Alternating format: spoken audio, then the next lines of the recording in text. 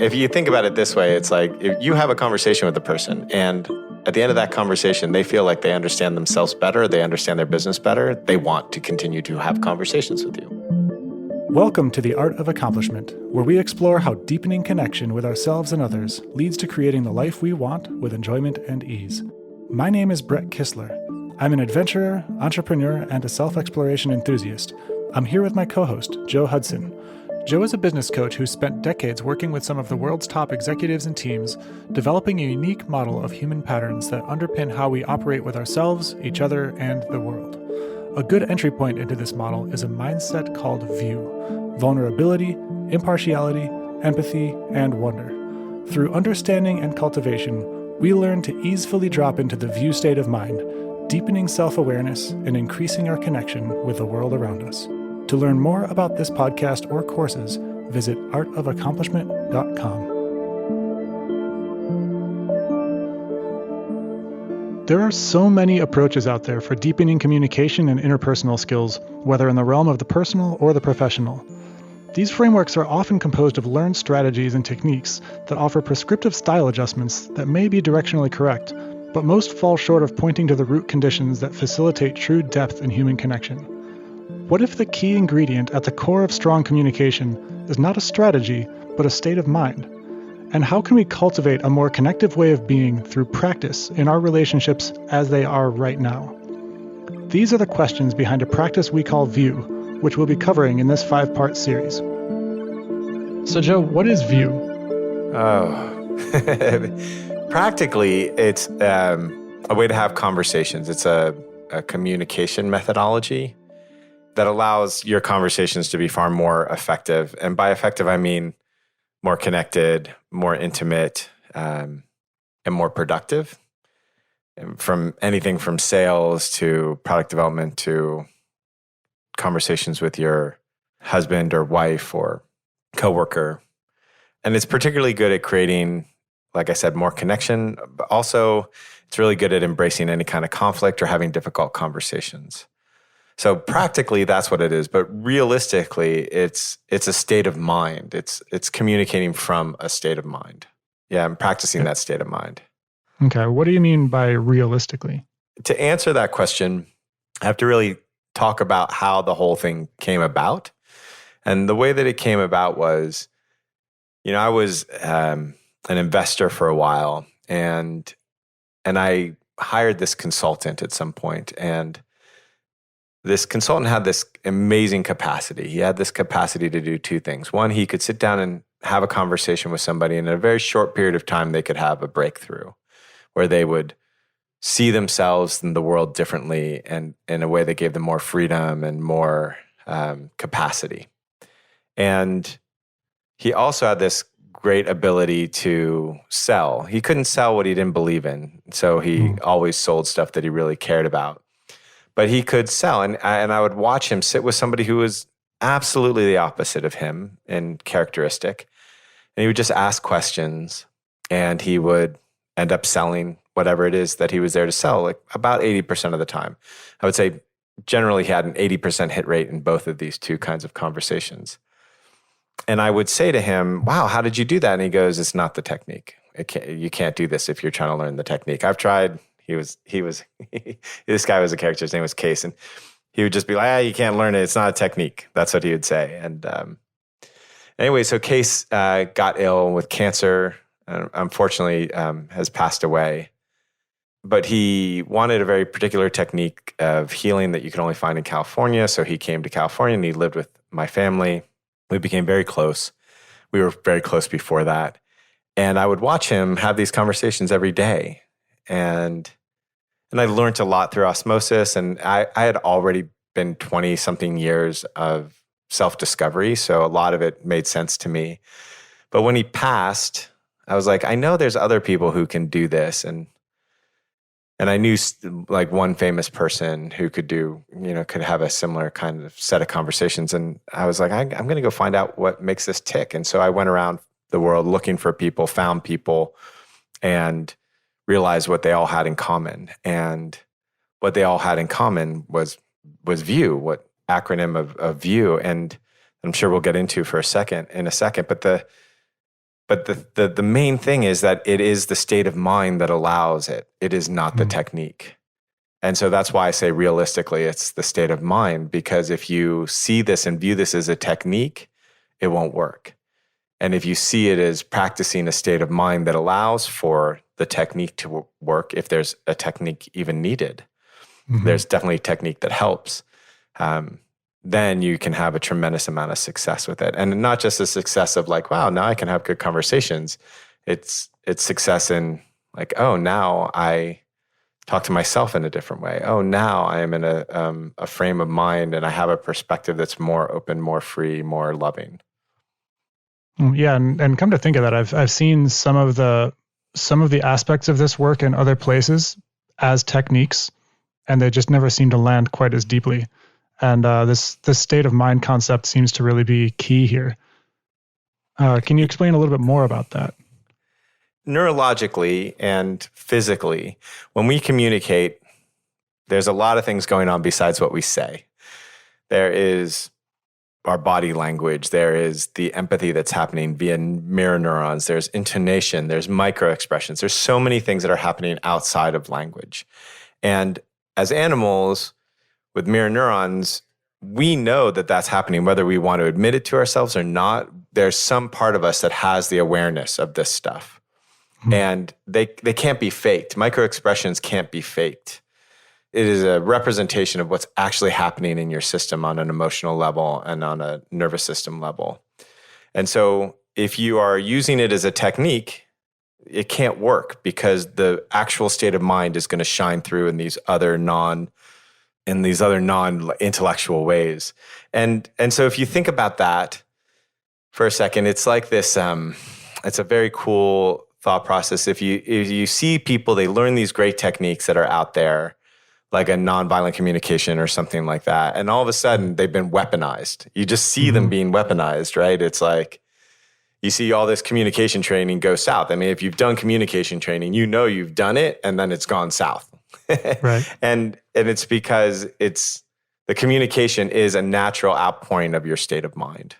And it can help you change your state of mind. But if you just focus on it, like I'm practicing a state of mind and that communication comes out of it, it's just far more successful.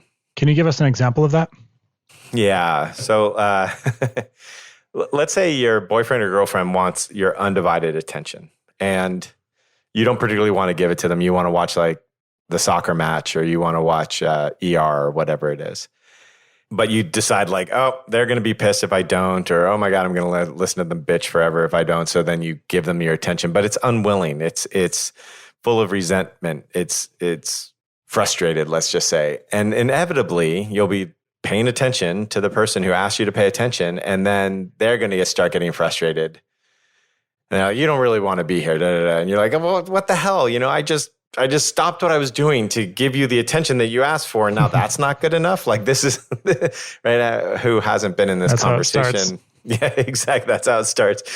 And it's because it's obvious in everything besides your language that you don't want to be there paying attention.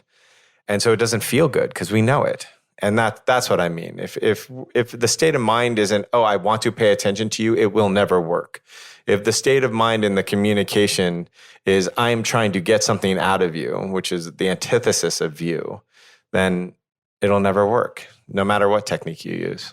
And then sometimes we actually are duped by believing somebody's intentions that aren't true through, whatever techniques they're using. So how does that work? How does it work when somebody's state of mind doesn't shine through? Their state of mind, maybe if they're like a sociopath, so they're not actually having a very particular kind of experience like a very natural human experience when they're talking to you. Outside of something like that, then it's really two things that happens when you can't sense this from other people. One is that you have something you want to believe and they are giving you that. So we'll believe a lie if it rhymes with the truth that we want to believe. You see this in mass media all the time. It's like, okay, cool. They said that, and that rhymes with what I believe, so I'm going to buy into that. Or salespeople, or infomercials. You could be rich and without any effort. Oh, I want to believe that. So that's part of the ways that we get duped, is that we're actually basically duping ourselves. And the other thing that happens is that if you study trauma, and I don't mean like huge trauma, that also is true, like, like a war trauma or a car accident trauma, but even like the minor traumas of always being criticized by somebody who's supposed to be nurturing you. When we hear somebody that reminds us of that trauma, then we're not actually hearing them. We're not actually with them. We're with the person or people who like helped us get that trauma into our bones. And there's this great data on that about how you're kind of not in the same time and space when you're moving to trauma, and you see this with war veterans all the time in a major way, right? Where they think they're in the war, even though they're, on their living room sofa. It happens in minor ways all the time. And so in those places, then we're not really aware of the person's intentions. So those are the two main ways it happens. Yeah, like there are those times when somebody starts acting like a child, and it's like, wait a minute, okay, they're acting the age they were when the thing that this is mapping onto occurred to them. Exactly. That's exactly right. And it's why like you can learn really duplicitous sales techniques, and they work, 1 out of 8 times, because you're just basically fishing for the fish who wants that bait. And so you can do that and it looks like it works. But if you're authentic and you're actually in a deep care for the person, then it works a lot more effectively. And there's great studies on this of like, what are the best sales techniques? And you see that like they did this with car salesmen. It was I think it was even used car salesmen. And they were like, who are the most effective car salesmen? And there was good car salesmen and really good car salesmen. And then there was these just unbelievably great salesmen, like just in numbers. In the cases of those unbelievably great performers, it was because they actually cared about their customer. They saw it as a relationship. Those relationships came back over and over again. And they saw their job as to really help that person be in the right vehicle. And people knew it. And so it worked, like the numbers worked far better than the whatever it is, 1 in 8. And they would, I think it was something like, you can't quote me on it, but it was something like 3 times the performance of an average car salesperson. So what does VIEW stand for?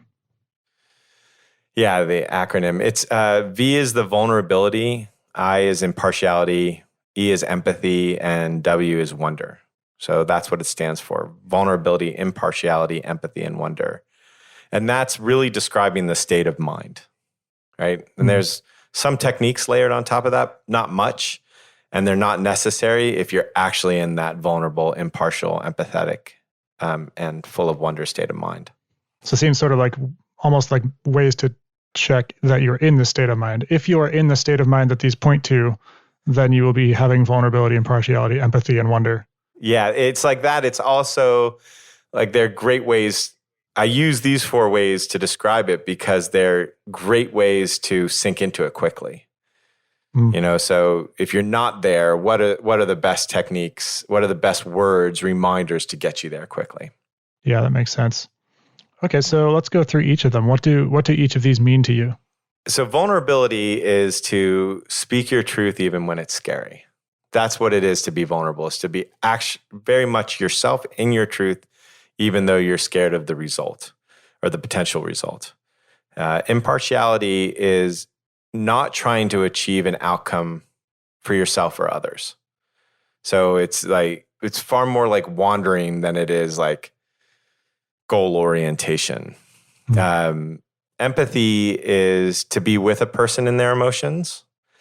And wonder it's a lot like curiosity, except for you're not looking for the answer. There's a lot more awe in wonder than there is in curiosity, but you're definitely not looking for the answer. Vulnerability sounds a lot like weakness for a lot of people. And so how do you come up with this definition for vulnerability? Yeah. I think the reason that people think being vulnerable is being weak is because they get confused with the difference between being weak and feeling weak. So when we are vulnerable, there's often a visceral response in our bodies, an emotional response, a nervous system response to like, oh, I'm going to get weak. I'm being weak and I'm going to get attacked. I think you're going to get that. when you're being vulnerable, especially for the first 10 or so times. So I think that's where that confusion comes from. Vulnerable, the reason I describe it this way is if you're not in your truth, you can't be vulnerable, right? So if you're not in your truth, then there's no exposure. If I'm pretending to be somebody else and you attack me for being somebody else, it's like, well, they're not really attacking me, they're attacking someone else. So that's the truth part of it. And then the second part of it is even when it's scary. And so being in our truth isn't scary if we don't think we're going to get attacked. Being in our truth isn't scary when we don't feel like somebody will judge us. Being in our truth isn't scary when we aren't scared of the consequences. And so vulnerability is being in your truth even when we're scared of those consequences. And it's really the opposite of weakness. It's actually an incredible form of strength. And it's a very deep practice. Yeah. Like it can take you a very long way if you practice it on a daily basis. Yeah. It reminds me of the definition of courage, which is that courage isn't the lack of fear. Courage is the willingness to feel fear. Yeah. Yeah. Not overcome it, but feel it. Yes. So right. Yeah. That's it. So that's vulnerability. Let's get into impartiality. Yeah. Which is, it sounds impossible, like especially in business. I mean, theoretically, you could just be completely impartial in your entire life, and how would you get anywhere that you want to go? Yeah, that's the assumption. There has to be some partiality. Right. Yeah. So there definitely is some partiality. There's no, like, if you really, really pay attention, every sentence that we have has some little bit of an agenda in it. So it's very asymptotic in that way, meaning that we can keep on getting less and less partial, but we can't become completely 100% impartial. But what I'm talking about here is the difference between getting in your car at a very specific time to get to your job at a very specific time and making sure that you get there, and getting in a car and driving around following what feels great to follow in that moment and wandering, kind of like the old-fashioned Sunday drive. That's what I'm talking about. So in that case, one is highly partial. It is, let's get in the car, let's get there on time. This is the route I want to take, and I don't want traffic and blah, blah, blah, blah, blah.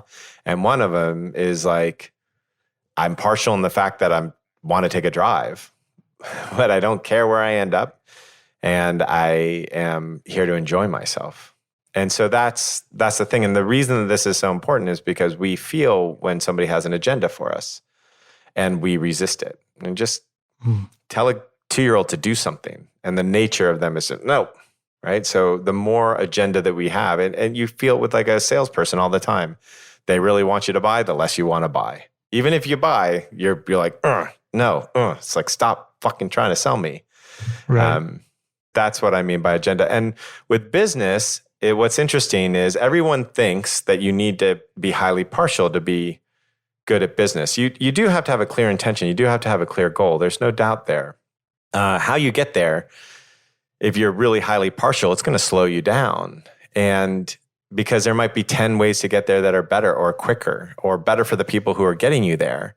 So impartiality is actually far more efficient as a way of getting someplace in business. And the way I talk about or think about that often is there is a river that we are on, particularly in business, where there's kind of where the customer wants to go, what's needed, what's wanted, where the employees want to go, right? And if you are reading that river and going with that river, then there's a lot less effort.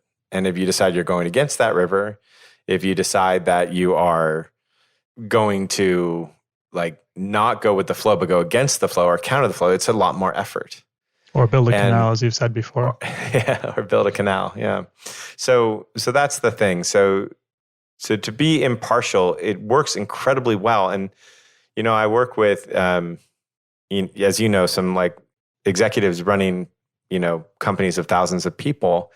And there's like this amazing click that happens when they realize like, oh, if I can be impartial in these ways, not give up my goal, but be impartial in how this thing happens and be impartial with people, I actually discover what is, and then I can use that information and use that data to create a better plan. And if I don't try to force a particular thing and we just agree on a goal, then all of a sudden things move so much quicker and have so much more efficiency.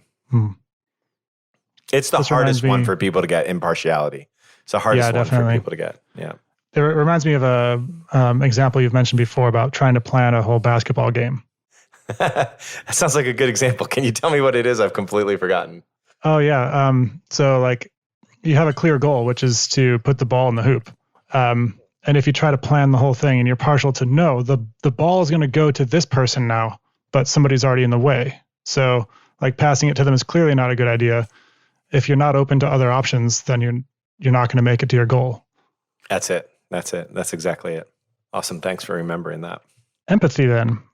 So some folks feel lost in empathy and they get lost in the other person and they lose their own goals. They lose their own wants. Yeah. So empathy isn't that, so I would say empathy is being with somebody in their emotions. So it's not avoiding their emotional state. It's not trying to change their emotional state. It's not trying to make them happy. It's not trying to get them to an epiphany. Empathy is just like, oh, you're there and I'm with you. But it's also not being in it with them. It's not believing the story and saying, oh, it's true, your husband does that, your wife does do, and your boss, oh my God, they are taking advantage. It's not, it's also not losing your own emotional state. Yeah. Right? Oftentimes we'll be so empathetic with people that whatever they're feeling, we're feeling. Oh, you're right. I am the bad guy. Yeah, I'm terrible to you. Oh, shame. Yes, that's like a perfect way that people are empathetic in a way that they've lost themselves. So it's not true empathy. True empathy is being with somebody. It's being next to them. It's like holding their hand. It's not losing yourself in them. So then wonder then. And you said wonder and not curiosity, or as opposed to or distinct from curiosity. Why not curiosity? Why wonder? Curiosity is, it's a lovely thing. It's like, oh, what's happening over there? But there's something that switches in your physical state. Like if you just right now think to yourself, oh, what's happening for Brett in this conversation? There's kind of an open expansiveness that happens with that question. But then as soon as you try to figure it out, something constricts. Wonder is that open, living in the openness of the question with awe. And curiosity can be that, but curiosity can also become very focused on need the answer, need the answer, need the answer. And so I'm pointing by using the word wonder to that being in the question without needing to get an answer. If you just stop and think about like, what would it be like to be with a person who's just in the question with me, who's just like has wonder about what's happening with me and they don't need me to solve anything. Like you can feel your whole system relax. Yeah, that makes for a lot of ease in a sales conversation as well. Right, exactly. If you're not in that ease and you're like focused on trying to figure out, then the person's mirror neurons are like, I don't want to be around this. So in a way, all of this feels very process-based. Yeah, that's right. Yeah, it's interesting that you mention it. Recently, I was watching a TED Talk on design process.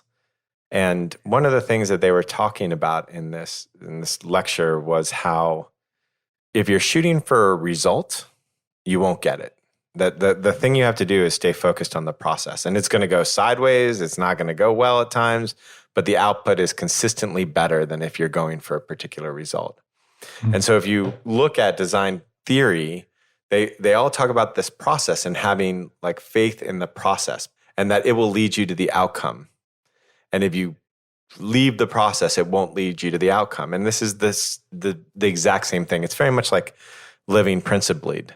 You're saying, here are the principles I'm living by because I know consistently if I live by them, it works out in the way that works for me and works for my deepest truth.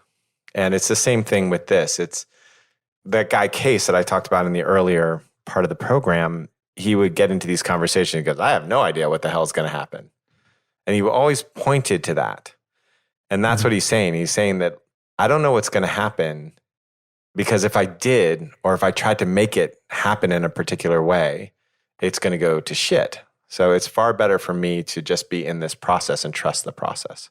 So it sounds like this is a way to trust and flow with the self-organizing social and business dynamics that are already occurring and not get in the way of them through kind of narrow-minded constraint or Right. management of the process or over-management. Yeah, that's right. So an example is that, for a while there, I directed short films. And one of the things that I learned was that if I wanted a very specific result from an actor, I'd get a horrible performance. Whereas if I could give the actor a clear objective, then their performance just did really, really well. And it's a really similar thought process, is that if you hold that objective and you trust in the process, then it works out. And that's not to say, this is an interesting part, because a lot of people, when they start learning View, they think, so then I'm not allowed to have an opinion, or I'm not allowed to have a boundary. That's absolutely not the case. Those are really important things, and they can be actually incredibly vulnerable things to say. And in business all the time, I'll say, what I'm not okay with is this. And I'll just lay that up front on the table. Like, this doesn't work for me. Here are the reasons it doesn't work for me. So how do we solve that problem? But then I'm impartial once I have that. And I'm even impartial as far as if someone says, why? What is it? What are you missing? Like, I'm open to listening to that. But if I'm not convinced out of it, I'm not going to pretend that I am to be in a View conversation, because I can't be. Because if I'm not being true to myself inside the conversation, I can't be vulnerable. I can't be impartial either, for that matter. And it's very hard to be curious. And the person's not doing business with you. Yeah, exactly. And then you're right, exactly. And then it's going to go to shit eventually anyhow. Exactly. Right. Yeah. So you mentioned earlier that there are techniques. This is all a process around a frame of mind that it emerges from, but that there are techniques. So there must be something to help point us back to this frame of mind. Yeah. Yeah. It's how and what questions. So that's the entirety of the technique, is to ask how and what questions. There's a technique that's more for running meetings that I've developed as well. But the general thing is how and what questions. And the reason is because they're open-ended questions. So if you say, do you like ice cream? I get to say yes or no. If you say, how do you feel about ice cream? You might hear a story of my childhood, and you might hear that chocolate chip is my favorite. And you might hear about my dairy allergy, or you might hear how, like, I had a cow when I was a kid. Like, you have no idea what you're going to hear. And so you get access to so much more data, which shows that you're actually in wonder. Right? If you only want to hear yes or no, you're not really in wonder.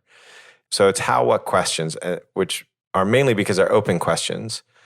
Obviously, there's who, what, where, when, and why. And all those other ones are good, but they're just not very common. How and what are the most common ones. And we don't use why questions in the technique because of two reasons. One is most people, when they're saying a why question, they're in judgment. It's, why'd you do that? There's not real curiosity there. It's just like, you should feel shitty and I want you to make an excuse for yourself, is really what that communication is. Why wasn't this done on time? Why wasn't this done on time? It's just, it's like you're looking for them to make an excuse. You're already in a judgment place with them, typically, not always. The other reason that why questions don't work so well is because they're the hardest questions to actually answer. There's somebody who said why questions are the questions that scientists can't answer. Like, why is the sun is a really hard question, and I would say unanswerable question, whereas what makes the sun, how did the sun get there, those are answerable questions. So that's the other thing. Or at least there's a lot of information you can speak on about it. Yeah, exactly. And the other thing is, so true. It's exactly, you get information, you get data. But the other thing is that usually when I talk about all this, somebody will say to me, yeah, but you can be judgmental with how, what questions. And yes, you can. You can be judgmental with anything. What makes you such a dick? Yeah, what makes you say? But yeah, and the funniest thing is when I'm doing View, I might actually ask that question, like, hey, what's making you such a dick right now? And if I say it from View, if I say it with vulnerability, impartiality, if I say it like, oh my God, this is kind of scary to say this to this person, but it's true for me that they're being a dick. And I'm actually quite curious. I have wonder there, right? And I don't really need them to answer in a particular way, or nor do I want them to not be a dick. And I actually can empathize with them. Then, their answers can be, and it happens all the time in my world, where I can say, what's making you such a dick right now? And they're like, laugh, or they'll say, oh yeah, I've had a bad day, or blah, blah, blah. It's not, what makes you such a dick? Right. Yeah. One of those ways of asking it is open to all answers, like, hey, did you have a rough day? Like, what's going on with you? Yes. And another one of them is just like, you better have a really fucking good excuse for this, Exactly. That's exactly it. Huh. Yeah. So but why questions just imply it more, and it's more easy for the person on the other side to assume it than how or what questions. Also, how and what questions make you reframe questions in a new way, which triggers your brain. It's like it kind of opens your neurology for a second. When you say to somebody something like, what is it that's making you such a dick? It's not a way we'd normally phrase the question. And so it does something to them and to us. Yeah, I found after doing this work, there's been so many times where I've been in a conversation and I'm about to say something and it starts with something other than how or what. And then I pause and then I find the thing I'm curious about. And then a question comes out and the conversation goes in a totally different direction. That's right. Yeah, exactly. That's what happens all the time. And it's not just different. It's also like far more meaningful and productive often. I'll do this in a room full of like high-powered executives. And after we have our first view conversation, I'll say, so that you just had a 10-minute meeting. Have you ever had such a productive 10-minute meeting? And that's the moment of realization that everybody goes through where they're like, holy crap, without an agenda, I just solved more puzzles, or I just overcame more roadblocks than I have having an hour-long meeting with a direct report pushing them to an answer. Right.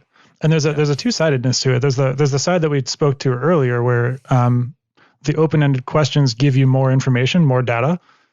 But on the other side, the person gets to be heard and speak their piece and speak to their wants and needs, rather than checking a box of like, oh, which option was I given, vanilla or chocolate?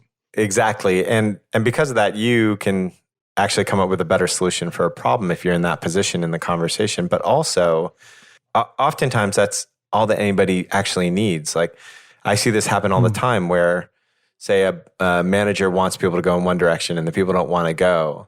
And all they actually need is to be heard. And when they get heard, fully heard, they're like, okay, I'll go in that direction. That makes sense. We've all lived in that situation where we are basically being stubborn and no, I don't want to do it. And then when we feel fully heard, we're like, oh, okay. Almost every complaint I've ever heard about a boss or an employee has had some form of I don't feel heard in it. Yeah, that's right. Tell me a time that you were at your peak productivity and you felt unheard. Yeah, no. Yeah, exactly. Nobody can. Unless I was shutting myself out from everybody else and doing peak productivity with myself. Right. Which means that you weren't being productive in a team. That's right. Okay, so let's swing back to the science around this. Tell me more about that. Yeah. There's a lot of stuff out there in psychology and neuroscience and, CBT, all sorts of different kinds of studies that support what's happening if you're in a view state of mind. But let's focus on, let's say, 2 or 3 of the main ones. One of them is just this simple thing. If you are under attack, you can't be curious. Or if you're under attack, you can't learn because you're not curious. So we know this and on many different levels. One, we know that if kids feel under stress, they don't do as well on tests. They don't learn as quickly.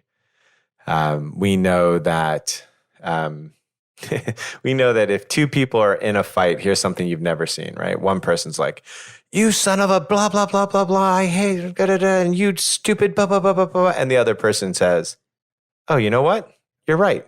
Yeah, I get your point. We don't do that because it's neurologically not possible. And so that's, let's say, the extreme attack where we can never see somebody end up being curious or learning. And then there's just more and more subtle forms of attack. And the most subtle forms of attack are you just trying to push somebody into doing what you want them to do. Be happy. Stop crying. Just do this task. And the more that attack is there, the more you're trying to push somebody into something and be different than who they are, the less able they are to learn. So that's just a simple one. And if you think about it just this way, it's like, if you close your eyes and you visualize yourself like running from a lion and you're running as fast as you can, and it's like You can hear the paws hitting the ground. You know it's catching up to you. It's going to pounce on you at any minute, and it's a huge thing. You know you're dead, and it's coming, it's coming, it's coming, it's coming. Here's what you don't do. You don't go, oh, I wonder how much it weighs. Right? And if you actually do that exercise and you stop and you go, how much does it weigh? All the fear goes away. Which is why wonder is such an important thing to point to. Because if you actually stop and say, what am I curious about? What do I have actual deep wonder for? Then the fear that you have dissipates. And if you're trying to push somebody into something, that's because you're in fear. That's what creates the drama of our life, is our incapacity to love people as they are. And we're scared of something, and so we start trying to push them around. So this lion example brings up a good point, that fear is actually useful, because if you did stop running from the lion to think about how much it weighs, then you would get eaten. Right. So fear is helpful, but it's just a lot of times in our lives we end up having a stress response that doesn't match the actual moment. So what it seems like you're pointing to with view is really cultivating a lower homeostatic set point for stress, from which open-ended questions can emerge naturally and curiosity can exist. That's altogether true. And then there's also a practical thing, which is we are not going to be as open. We are not going to learn as much. We are not going to want to hang out with as much people who are scared in their conversation with us, therefore trying to control us. And we'll trust them less. That's right. Because they're trusting themselves less. They think that they have to control something to be safe. And people who actually deeply trust themselves don't think that that's true. They know that they're safe no matter what. I mean, unless a lion's chasing them, right? Yeah. Yeah, and as mammals, we can detect that in other people a mile away. We naturally do that when we walk into a room and we find out who is the one that's most stressed out and scared and who's the one that's the most calm. And then we subconsciously, we put ourselves into sort of pecking orders based on this. That's exactly it. Yeah. And the predator smells it out and attacks the one that's exactly. So that's it. So that's that part of it. And then there's also this another part of the science is that we make decisions emotionally. You know, if you took out our emotional centers of our brain, we stop making decisions. It would take us a half an hour to decide what color pen to use. It would take us 4 hours to decide where to have lunch. There's a great book on this called Descartes' Error. And so we make decisions emotionally. So do people pay $200 for Nike shoes because they think that it's like a $200 worth of shoe? No, they're making an emotional decision. Do you buy this piece of software because you like the sales guy or the saleswoman? Do you buy this piece of software because it makes you feel safe? Do you buy this piece of software because you beat it up and you feel like, oh, they have answers for it? Well, the answer is that you are buying that piece of software based on an emotion. And you might use logic to figure out the most likely way that you would get that emotion. Like, I don't want to be yelled at by my boss, so I'm making an emotional decision to not get yelled at. And I'll use logic to figure out how to not get yelled at by my boss. But we're making emotional decisions. And so all the information in the world won't sell people stuff. If it was just pure information, then a Nike ad would be like, look at this shoe. It has 6 inches of leather siding and it has 8 holes on each side for the shoestrings. And like that would be, oh, but it's not.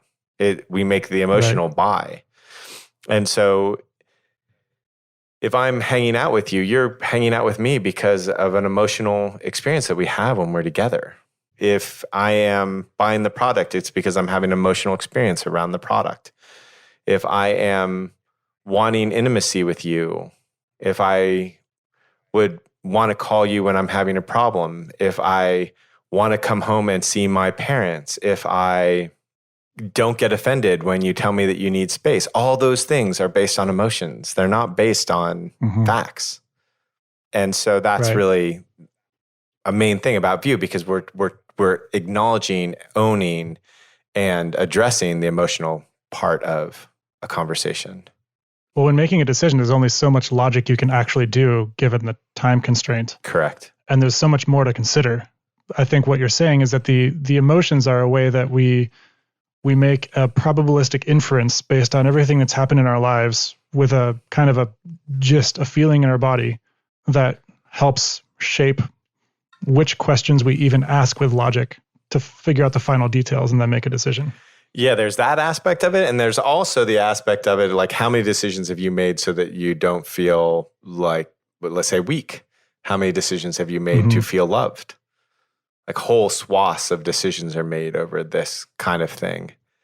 And a view conversation allows people to have all those emotions, feel safe in them, and to feel actually accepted and wanted and appreciated in that experience for who they are, which we all want. Yeah, and it's important to just remember that everybody that you're in a conversation with in any, even in a stuffy business environment, everybody's making emotional decisions based on the things you just spoke to. That's right. Absolutely. Okay, so tell me more about the payoff and the benefits of practicing view. Yeah. This is a common story in my world. I will go into a team of people. Typically, it's Silicon Valley teams that I go into. It's not only Silicon Valley teams, but typically it is. And so you're talking about really smart programmers or really smart business people, and they're not getting along. And I remember this one particular example. The team had like a Navy SEAL, ex-Navy SEAL in it, and MIT triple graduate. It was like that kind of a team of just super intense people, and they weren't getting along. They weren't being productive. And half day into a 2-day workshop, the people who hadn't been able to get along were crying with each other because of all the pain and all the resistance in their system that could let go when they realized, oh, the person across from me doesn't hate me, isn't trying to kill me, isn't trying to destroy my thing. That we're just not communicating with each other clearly. And it was so amazingly beautiful. And then that team who had not hit their performance metrics in, I think it had been 3 years, hit their performance metrics that quarter. That's a payoff. It's like you get a tremendous amount of cohesion, not just between the team, but between you and the people around you, right? And we all know that when we feel deeply connected with somebody, that we will go to the ends of the earth to support them, and they will go to the ends of the earth to support us. And that's really what we want from friends. And if it's a true support, it's not like a dysfunctional support. It's really what we want. It's what we want in our teams. So that's one benefit. Another benefit is that most people right now are like, oh, conflict, how do I avoid that? Or conflict, I'll just get through it. I'm just going to go get in the conflict so I can get on the other side of it. When you really understand this frame of mind, conflict is an amazing thing, because what happens every time is that conflict gives you better solutions than you had before it. You start looking for conflict, not looking for conflict like, here's a way I can pick a fight, but like, oh, there's a tension, let's go explore it. Because I know if I explore it from this frame of mind, all of a sudden I'm going to have better solutions, better answers, better paths forward. It's also just a really lovely state to be in. It's like quite pleasant. If you are in wonder, it's a more open and spacious feeling than if you think you know everything all the time. Like, think about the people you know in your life who know everything all the time. It's like, they don't look like they're enjoying themselves. If you think about people who are empathetic, not in somebody, but they're just like, oh, I can be here with you in your state. That's just a more open state. So it's just a really lovely place to be. And there's the efficiency that I mentioned, like with the 10-minute sessions. And the other thing is that what I notice is when people really get into this kind of conversation and they start practicing it, like this sense of loneliness just dissolves. And there's so many people in our society feel very lonely and very insecure, not insecure like I'm not good enough, but insecure like, oh my God, I might lose my job. Oh my God, da, da, da, da. And when they see this technique at work and they use it and that frame of mind becomes kind of a steady state place, what happens is they don't have that deep experience of loneliness. They know what it is to be alone, but they're not, oh my God, I'm all alone and nobody loves me. That's not happening. And it's not only that the loneliness starts to dissolve, but also this sense of security shows up. And the sense of security is there is because you realize that, like, no matter what your boss says, no matter what happens, you're able to have this conversation with them that actually benefits you and them consistently. And there's a deep level of security in that, because we're not really scared of losing our job and not being able to make money. What we're really scared of is that we're not going to be of value. and that we're not going to be heard, and that we're not going to be able to be seen for what our value is. And so we're worried about losing our job. But if we know that every time we have a conversation, it's valuable to ourselves and the other people around us, whenever we want that, it's like that's a deep form of security. Right. Or if we're worried about losing our job because that would mean to us that we are not valuable anywhere. Doesn't matter if you lose your job if you know you're valuable somewhere else and you could go do something that you're valuable at. Yeah, that's right. If you think about it this way, it's like if you have a conversation with a person and at the end of that conversation, they feel like they understand themselves better, they understand their business better, they want to continue to have conversations with you. That's how it works. Right. Yeah. And the thing is, you don't have to know shit to do that. You just have to ask really good questions and be vulnerable in it and to be empathetic in it and to be impartial in it and to be full of wonder in it. So it doesn't even require that you have skills. It just requires that you are having a conversation with them that allows the best of them to come out. So yeah, to that, and I've noticed that view seems to be like this magical ingredient, this special sauce you can just pour on a workplace and it transforms relationships and teams. And how do you account for this? Yeah, it's like I was saying happened in that one company. That I've seen it so consistently happen, and it feels like magic. I think partially because often revenue increases, because team cohesion increases, because sales methodology improves, because the products are more connected with the customer and product development conversations are better. There's all sorts of things that happen when people feel more connected and they're actually more in wonder and they're wondering what the right question is and they're wondering what the customer wants. And when they're willing to be vulnerable about maybe the product sucks, there's all sorts of cool things. But really, when people are met with this level of openness, when they're met with this level of care and nurturing, when they're met with this level of support, they really know it. And that is what relaxes something in them. And it allows them to perform at their best. Like we said at the beginning, it's like, if you know you're being judged by a team, if you know that the people in your team are not open to you, you're not going to be at your peak performance. But if you know that that's there, if you know that you can be accepted and the boundaries will be held and you feel safe in that environment, you're going to be incredibly effective. Even if the outside world is like, man, you've got 2 months to solve this and you better solve it. If you know you've got your team there with you, that's going to get you your best performance. And it's going to get you your best performance in a marriage as well, right? If I know that my wife deeply supports me, deeply cares about me, is open to my truth, is in deep wonder about what my experience is vulnerably sharing with me, that's what allows me to be the best husband and vice versa. And that's really the magic of it. The magic of it isn't some technique or some state of mind. The magic of it is that it allows all of us, it creates the environment where all of us can be the best that we can be, where all of us can live in our truth. That's what's the magic. It's just like really good soil. And then the seed of who we are gets to sprout, and who we are is freaking amazing. So view, vulnerability, impartiality, empathy, and wonder. This has been a great episode, Joe. Thank you very much. What a pleasure, Brett. Thank you. Thanks for listening to The Art of Accomplishment. If you enjoyed what you heard today, please subscribe and rate us in your podcast app. We'd love your feedback, so feel free to send us questions or comments. You can reach out to us, join our newsletter, or check out our courses at artofaccomplishment.com.